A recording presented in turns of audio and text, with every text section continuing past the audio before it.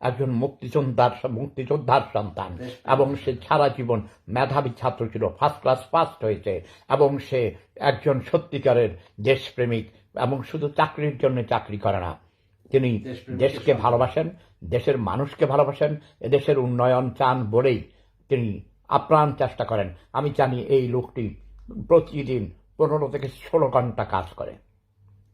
আমি তাকে জীবনে কখনো দেখিনি, বাট তাকে দূর থেকে দেখেছি, তার সাথে কথা হয় মাঝে মধ্যে, এবং অত্যন্ত বিনয়ী, অত্যন্ত ভদ্র এবং অন্যায়ের প্রতিবাদকারী। এই লোকটিকে কন্ডেম করার জন্যে, তাকে যদি এখান থেকে বদনামি করে, মিথ্যা প্রপাগান্ডা করে জনগণের কাছে তাকে অপ্রিয় করে তোলা যায়, তাহলে মনে করছে যে তাকে কন্ডেম করতে পারবে। কোনো উপায় নেই। যার যার যোগ্যতা বলে সে টিকে থাকবেই। সেপুদাকে পেরেছেন, কত রকম মিথ্যা প্রপাগান্ডা করেছেন, ধর্ম নিয়ে আমাকে বিভিন্নভাবে মিথ্যা কথা ছড়াইছেন। কাজ হবে না। সত্যের জয়, অসত্যের ক্ষয় যুগে যুগে হয়।